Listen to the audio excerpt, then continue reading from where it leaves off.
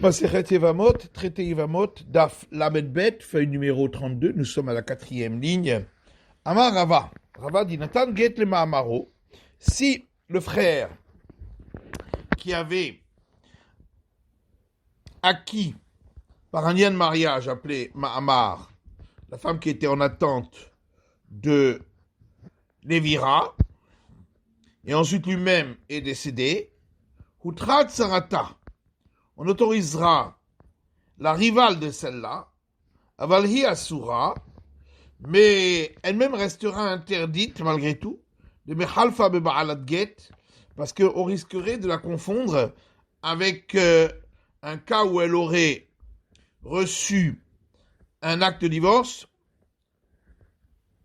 alors qu'elle n'avait pas eu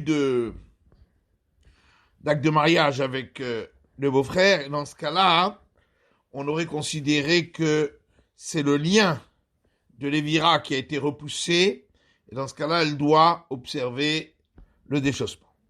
Ika d'Amré, d'autres disent, Rava dit s'il a donné un acte de divorce après avoir acquis par l'acte de Mahamar de mariage, Outra Afilouhi. Même elle-même sera autorisée au Lévira. Maïtama, pourquoi? Maïdi Avadba, Chakle.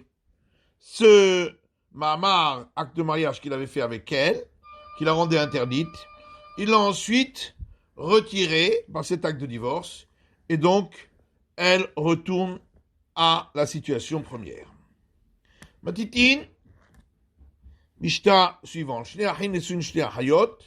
Deux frères mariés à deux sœurs, l'un d'entre eux est décédé, et ensuite est décédée la femme de l'autre qui était la sœur de celle qui avait perdu son mari. Réseau Asuralav Olamit, malgré tout, celle qui avait perdu son mari restera interdite à l'autre frère définitivement,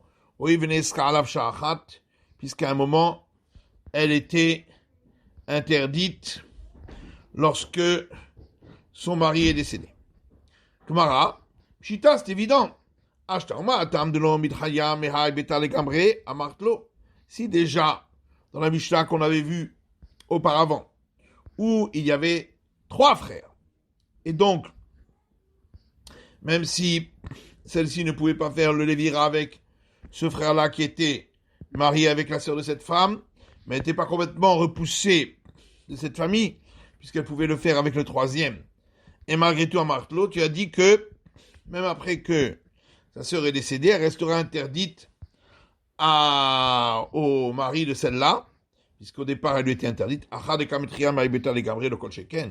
Ici, où il n'y a que 2 frères, et donc, comme elle était interdite aux frères survivants, elle a donc été complètement dispensée de quoi que ce soit avec cette famille, à plus forte raison qu'elle le restera. Tana Hatana Beresha. La Gemara dit effectivement, l'auteur de la Mishnah, il a enseigné l'enseignement de notre Mishnah en premier. Vachazia Letera. Il pensait que la Mishnah d'avant, dans le cas où il y avait 3 frères, elle serait permise. Sharia, c'est pour ça qu'il a laissé de côté. Vachazia Lesura. Ensuite, il a considéré que là-bas aussi elle est interdite. Vaïdela Havivale Akdema, puisque cet enseignement lui semblait plus cher parce qu'il était moins évident. C'est pourquoi il l'a enseigné en premier dans la Mishnah. Ou Mishnah nos azamin koma. Et notre Mishnah, nous, n'a pas bougé et est resté sur place. Dans nos Rabbanan, nos sages ont enseigné dans une braïta. Si le frère survivant pour lequel cette femme est interdite aurait eu relation avec elle, il est passible de 2 fois apporter le sacrifice, une fois parce qu'elle est la femme de son frère, et une fois parce qu'elle est la sœur de sa femme. Diver Rabbi Yossé, ça c'est l'avis de Rabbi Yossé. Rabbi Shimon Omer, Rabbi Shimon dit, il n'est passible que parce qu'elle est la femme de son frère uniquement. Pourtant, il y a une autre braïta où Rabbi Shimon dit, il n'est passible que en tant que la sœur de sa femme uniquement. L'okashia, ça c'est pas une question. Dans un cas, c'est celui qui est à présent en vie, qui avait marié une des sœurs, et ensuite, celui qui est à présent décédé, qui avait marié l'autre. Et donc, au départ, pour celui qui est actuellement en vie, elle était l'autre, la sœur de sa femme, et ensuite, elle est devenue la femme de son frère, mais un deuxième interdit ne peut pas s'appliquer lorsqu'il y en a déjà un premier. Dans l'autre cas, c'est celui qui est actuellement décédé, qui s'était marié d'abord avec une sœur, et ensuite celui qui est actuellement en vie, qui s'est marié avec l'autre. Et donc, au départ, la femme du mari qui est décédé était pour l'autre frère la femme de son frère, et ensuite elle est devenue la sœur de sa femme, mais ce deuxième interdit ne s'applique pas, puisque un deuxième interdit ne peut pas s'appliquer sur le premier, selon Rabbi Shimon. Rabbi Shimon echad nasamed v'achakar nasachai, kevan deso achotisha lo hayil titiabem, alors la Gemara dit, mais d'après cela, selon Rabbi Shimon, dans le cas où c'est celui qui est actuellement décédé, qui s'était marié d'abord avec une sœur, et ensuite celui qui est actuellement en vie, qui s'était marié avec la deuxième. Étant donné que l'interdit de sœur de sa femme ne s'applique pas, mais uniquement celui de femme de son frère. Donc, elle devrait être autorisée au Lévira, en tant que femme de son frère. Ravashi répond que l'interdiction en tant que sœur de sa femme, elle est en suspens. Si l'interdit en tant que femme de son frère s'en va, viendra l'interdit en tant que sœur de sa femme. Le Khalil s'appliquait sur elle. Veilkar l'opaka, c'est pourquoi l'interdit de femme de son frère ne peut pas s'en aller, et elle est dispensée de l'évira et de la cérémonie du déchaussement. Ça va Rabbi Yossé Issou Halal Issou. Mais alors, Rabbi Yossé, qui lui n'est pas d'accord avec Rabbi Shimon, et qui lui dit qu'il est enfreint les deux interdits, est-ce qu'il pense qu'un deuxième interdit peut s'appliquer lorsqu'il y en a déjà un premier? Vatan, il a apporté une braïta qui dit Avaravera sheyesh ba shte mitot, celui qui a transgressé un interdit sur lequel il y a deux sortes de condamnation à mort, Nidon behamura, on lui donnera la plus grave. Rabbi Yossé Omer, Nidon bezika rishona ba'alav. Et Rabbi Yossé dit, on lui donnera la peine de mort qui est en relation avec la première interdit qui s'appliquait sur lui. Et donc on voit que le deuxième ne peut pas s'appliquer. Le Tanya, Kitzanama Rabbi Yossé Nidon bezika rishona ba'alav. Et une braïta dit, dans quel cas Rabbi Yossé a donc dit que il est puni par la peine de mort du premier interdit qui s'appliquait sur lui. Si au départ, il s'agissait de sa belle-mère, et ensuite elle s'est mariée, et elle est devenue interdite en tant que femme mariée. Il est jugé pour l'interdit qu'elle est sa belle-mère. Si elle était au départ mariée et ensuite elle est devenue sa belle-mère, il sera puni uniquement en tant que femme mariée, qui est une peine de mort moins grave que celle en tant que sa belle-mère, puisque pour sa belle-mère c'est peine de mort par brûlé, et pour la femme mariée c'est par prendre décision. Alors Rabbi Avaou répond, Rabbi Yossé est d'accord que un deuxième interdit peut s'appliquer sur le premier lorsque le deuxième rajoute de l'interdit sur l'élément en présence. Alors on comprend donc dans le cas où le frère qui est actuellement en vie s'était marié d'abord avec une des sœurs, et ensuite c'est celui qui est actuellement décédé qui s'était marié avec l'autre. Donc, le deuxième interdit, c'est celui de femme de son frère. Et puisqu'il rajoute un interdit sur cette femme par rapport aux autres frères, pour lesquels elle sera interdite, c'est pourquoi on rajoutera cet interdit sur ce frère-là aussi, pour lequel elle était déjà la sœur de sa femme. Dans le cas où c'est celui qui est actuellement décédé, qui s'était marié d'abord avec l'une, et ensuite celui qui est resté en vie, qui s'est marié avec l'autre, Maïsum Osifika. En quoi, le deuxième interdit, qui est d'être la sœur de sa femme, en quoi il rajouterait un interdit sur d'autres personnes par rapport au premier interdit de femme de son frère. Alors tu vas dire oui, mais maintenant, avec ce deuxième interdit, lui-même est interdit à toutes les sœurs de cette femme qui vient de marier. Et donc ça rajoute d'autres éléments qui sont interdits. Et sur Kolelhu, ça s'appelle pas un rajout d'interdit sur l'élément en question, mais on englobe d'autres interdits sur d'autres éléments. Et on n'a pas vu que Rabbi Yossé dit que dans ce cas-là, le deuxième interdit se rajoute sur le premier. Et là, Rava, c'est pourquoi Rava dit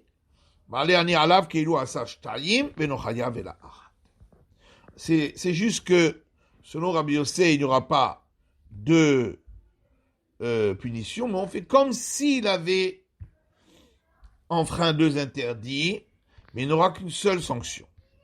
De même, quand Ravin est venu, il a rapporté au nom de Rabbi Yochanan, on considère comme s'il avait enfreint deux interdits, mais il n'aura qu'une sanction sur le premier interdit. Maïnav Kamina, et qu'est-ce que ça change alors? Puisque de toute façon, il n'a qu'une seule sanction. Les Kovro ben Rechaim Gemurim, c'est que on enterrera parmi les impies complets du fait qu'il a enfreint deux interdits. Ou plutôt que ça, en réalité, ce problème de savoir est-ce que Rabbi Yossé, il dit que un interdit peut se rajouter sur un autre quand le deuxième interdit englobe d'autres éléments.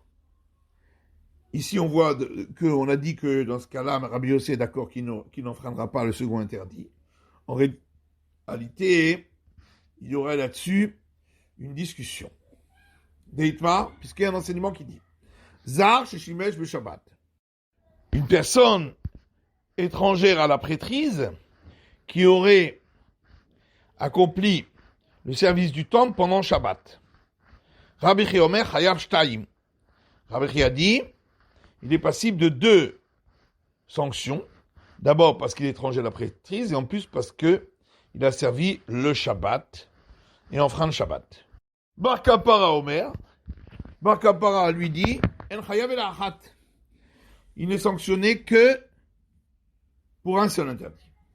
Kafat Rabbi Chia Benishba. Rabbi Chia s'est levé en sursaut et a juré en disant Avoda Kashamati Merebi, je peux jurer sur le service du temple qu'ainsi j'ai entendu de la bouche de Rebi, Shtaim, qu'il est sanctionné pour deux interdits. Kafas Bar Kapara Benishba. Bar Kapara s'est levé en sursaut et a juré Avoda Kashamati Merebi Achat. Je peux jurer sur le service du temple qu'ainsi j'ai entendu de Rebi qu'il est sanctionné pour un interdit. Il trie Rabbi Chia Ladoun. Rabbi Chia a commencé à analyser et dire Shabbat Akol Neesra. L'interdit du Shabbat est pour tous. Que chez Outra Bemikdash, lorsqu'on a autorisé ces interdits pour le service du temple, et Tzel Kohanim Outra, c'est uniquement pour les prêtres que ça a été permis. Kohanim Outra Velo les Arim, donc uniquement pour les prêtres, mais pas pour ceux qui sont étrangers à la prêtrise. Eshkal Mishum Zarut, Eshkal Mishum Shabbat. Et donc ici, il a enfreint l'interdit parce qu'il était pas prêtre, et aussi l'interdit du Shabbat. Tril Bar Kapara Ladoun. Ensuite, Bar Kapara a commencé à y analyser en disant Shabbat, la Kol Nesra. L'interdit du Shabbat s'applique à tous. Chez Outra Bemikdash Outra. Lorsqu'on a autorisé cet interdit pour le service du temple, ça a été permis pour tous. Enkan et la Zarut. Et donc, le seul interdit qui reste, c'est celui du fait qu'il n'était pas prêtre. Barnou Sheshimesh Betuma. Deuxième cas, un prêtre qui a un défaut, qui a servi au temple alors qu'il était impur. Rabbi Chia Omer Chayav Shtaim. Rabbi Chia dit, il est passible de deux sanctions. Bar Kapara Omer, En Chayav Ela Achat. Bar Kapara dit que d'une sanction. Kafaz Rabbi Chia Benishba. Rabbi Chia s'est levé précipitamment et a juré en disant Avoda, je jure sur le service du temple, car Shamati Merebi, qu'ainsi j'ai entendu les Rebi, Shtaim, qu'il est passible pour 2 interdits. Kafaz Bar Kapara Benishba. Bar Kapara alors s'est levé précipitamment et a juré en disant Avoda Kachamati Merebi, je jure sur le service du temple qu'ainsi j'ai entendu de Rebi, Achat, qui n'est passible que pour un interdit. Tril Rabbi Chia Ladoun, Rabbi Chia a commencé à analyser en disant Touma la kol neesra, l'interdit de l'impureté, c'est valable pour tous. Le Sheutra Bemikdash, quand on l'a autorisé dans le temple, dans le cas des sacrifices publics, quand tout le monde est impur, c'est une autorisation qui a été donnée uniquement pour les prêtres sans défaut. Kohanim Tvimim Utra, Velole Bar les Moumim. Uniquement pour les prêtres sans défaut, pas pour ceux qui ont un défaut. Yeshkal Mishum Bar les Moumim, Yeshkal Mishum Touma. Et donc, il y a là 2 interdits qu'il a enfreints, le fait qu'il avait un défaut et le fait qu'il était porteur d'impureté. Et Bar Kapara Ladoun, puis Bar Kapara a analysé le cas en disant tout malakol neesra. L'impureté a été donnée comme interdit à tous. Shutra bemigdash shutra. Quand on l'a autorisé, c'est pour le temple dans le cadre des sacrifices publics. Enkan de la mishum ba'almum. Et donc, il ne reste que l'interdit du fait qu'il était porteur d'un défaut. Zar she'achal melika. Un étranger qui n'est pas un prêtre, qui aurait mangé d'un sacrifice, d'un volatile, qui a été donc abattu rituellement par la nuque, selon les règles sacrificielles. Et donc c'était un sacrifice expiatoire qui est destiné à être consommé, mais uniquement par les prêtres. Rabbi Chia Omer Chayav Shtaim. Rabbi Chia dit, il est passible de 2 interdits. Bar Kapara Omer En Chayav Achat. Bar Kapara dit que de un seul interdit. Kafaz Rabbi Chia Benishba. Rabbi Chia s'est levé précipitamment et a juré en disant Avoda Kachamati Merebi Shtaim. Je peux jurer sur le service du temple qu'ainsi j'ai entendu de Rebi qu'il est passible de 2 interdits. Kafaz Bar Kapara Benishba. Ensuite, Bar Kapara s'est levé précipitamment et a juré en disant Avoda Kachamati Merebi. Je peux jurer sur le service du temple qu'ainsi j'ai entendu de Rebi Achat, qui n'est passible que pour un interdit. Tril Rabbi Chia Ladoun. Rabbi Chia a commencé à donner un argument en disant Nevela la kol neesra. Un animal qui n'a pas été tué par l'abattage rituel par le coup est interdit à tous. Que chez Outra Bemikdash, quand on l'a autorisé dans le temple pour les volatiles des sacrifices, c'est le Kohanim Outra, c'est uniquement pour les prêtres. La Kohanim Outra veut les Arim. Uniquement pour les prêtres, mais pas pour ceux qui sont étrangers à la prêtrise. Ishkan Mishum Zarut. Et donc, il y a ici, a été enfreint ici l'interdit du fait qu'il n'était pas prêtre, qu'il a mangé des sacrifices. Ishkan Mishum Melika. Et aussi du fait qu'il a mangé un sacrifice qui n'a pas été abattu rituellement, selon les règles normales pour ce qui n'est pas sacrifice. Et pour lui, ça n'a pas été permis. Et donc, c'est considéré comme, pour lui, comme si c'était un animal qui est mort sans avoir été abattu rituellement. Tril Bar Kapara Ladoun, puis Bar Kapara a apporté un autre argument, disant Nevela la kol neesra. Un animal qui n'a pas été abattu rituellement est interdit pour tous, que chez Outra Bemikdash Outra, on l'a autorisé pour les volatiles de sacrifice dans le sanctuaire, pour tous. En kan la mishum zarut. Et donc le seul interdit qui reste, c'est le fait qu'il n'était pas prêtre et qu'il a mangé des sacrifices. C'est la fin de l'étude de la feuille numéro 32, la Daf Lamed Bet.